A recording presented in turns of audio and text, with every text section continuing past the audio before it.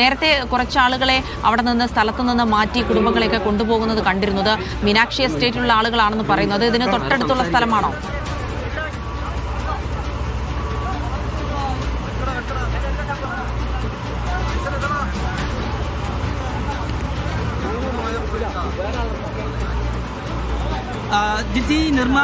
ഈ തുരങ്കപാത നിർമ്മാണം നടക്കുന്നതിന് തൊട്ടടുത്ത് താമസിക്കുന്ന മീനാക്ഷി എസ്റ്റേറ്റിലെ ലയങ്ങളിൽ താമസിക്കുന്ന ആളുകളാണ് നേരത്തെ ഇതുവഴി കടന്നുപോയത്. അവരൊക്കെ തന്നെ വലിയ ഭീതിയോടെയാണ് പ്രതികരിച്ചത്.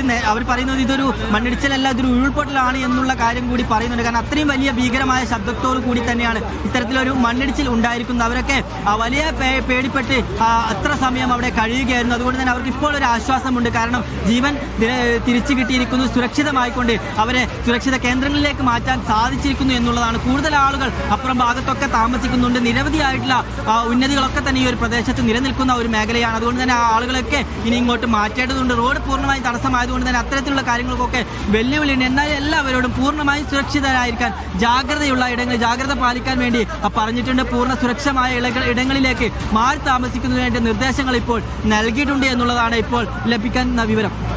ഫൈസൽ, ഈ പ്രദേശത്ത് നേരത്തെയൊക്കെ വലിയ മഴ, ഇന്നലെ രാത്രി മുതൽ വലിയ മഴയുണ്ടായിരുന്നു എന്ന് പറഞ്ഞിരുന്നു. ആ തരത്തിലുള്ള ഒരു മുന്നറിയിപ്പ് ജില്ലയ്ക്ക് നൽകിയിട്ടുണ്ടായിരുന്നില്ല എന്നാണ് മനസ്സിലാക്കാൻ കഴിയുന്നത്. അതിനപ്പുറത്തേക്ക് അവിടെ നിർമ്മാണം നടന്നുകൊണ്ടിരിക്കുകയുമായിരുന്നു.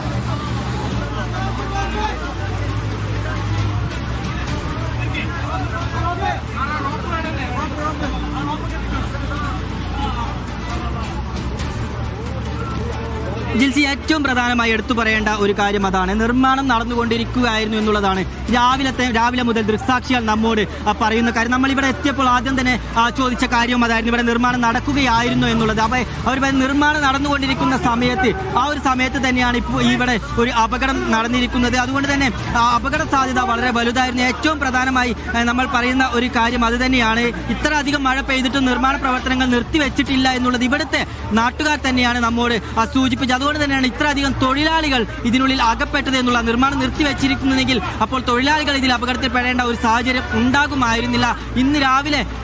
ഇന്ന് പുലർച്ചെയും ഇന്നലെ രാത്രിയിലുമായി 260 മില്ലിമീറ്റർ മഴയാണ് ഈ ഒരു പ്രദേശത്ത് പെയ്തത്. അപ്പോൾ അത്രയധികം മഴ പെയ്തിട്ട് പോലും നിർമ്മാണം നടക്കുന്നു എന്ന് പറയുമ്പോൾ അതിൻ്റെ വ്യാപ്തി വളരെ വലുതാണ്. അത് മാത്രമല്ല, നേരത്തെ മന്ത്രി സൂചിപ്പിച്ച ഒരു കാര്യം, ഇതൊരു മാൻമെയ്ഡ് ലാൻഡ് സ്ലൈഡ് ആണ് എന്നുള്ളതാണ്. അതിന് പ്രധാനപ്പെട്ട കാര്യം അശാസ്ത്രീയമായ രീതിയിൽ മണ്ണ് ഈ ഒരു ഭാഗത്ത് കൂട്ടിയിട്ടിരിക്കുന്നു എന്നുള്ളത് തന്നെയായിരുന്നു. അത് നമ്മൾ കഴിഞ്ഞ നേരത്തെ സൂചിപ്പിച്ചു, കഴിഞ്ഞ ദിവസം പോലും നമ്മൾ ആ കാര്യം റിപ്പോർട്ട് ചെയ്തിരുന്നു. അശാസ്ത്രീയമായ രീതിയിൽ മണ്ണ് ഈ ഒരു ഭാഗത്ത് കൂട്ടിയിട്ടിരിക്കുന്നതുമായി ബന്ധപ്പെട്ട് പുഴയിൽ വ്യാപകമായി വെള്ളം വരികയും ുകയും പ്രദേശവാസികൾക്ക് കുടിവെള്ളം പ്രശ്നം ഉണ്ടാകുന്നു. അപ്പോൾ അന്നത്തെ മഴയിൽ പോലും അന്ന് കാലവർഷം തുടങ്ങുന്ന ആകെ 2 മഴ മാത്രമാണ് ആ പ്രദേശത്ത് പെയ്തിരുന്നത്. ആ മഴയിൽ പോലും വലിയ തരത്തിലുള്ള അളവ് ചെളിയും മണ്ണും ഈ പുഴയിലൂടെ പോകുന്ന ദൃശ്യങ്ങളൊക്കെ തന്നെ നമുക്ക് കാണാൻ കഴിയുമായിരുന്നു. അപ്പോൾ ഇത്ര വലിയ അളവിൽ മഴ പെയ്യുമ്പോൾ മണ്ണ് ഈ ഒരു ഭാഗത്ത് കൂട്ടിയിട്ടിരിക്കുന്നത് കൊണ്ട് തന്നെ അത് വലിയ അപകടമാണെന്ന് തിരിച്ചറിയാനുള്ള മുന്നറിയിപ്പ് ഉദ്യോഗസ്ഥർക്ക് ഉണ്ടായിരുന്നില്ല എന്നുള്ളത് വലിയ വീഴ്ചയായി തന്നെ നമ്മൾ എടുത്തു പറയേണ്ട ഒരു കാര്യമാണ് ജിൽസി.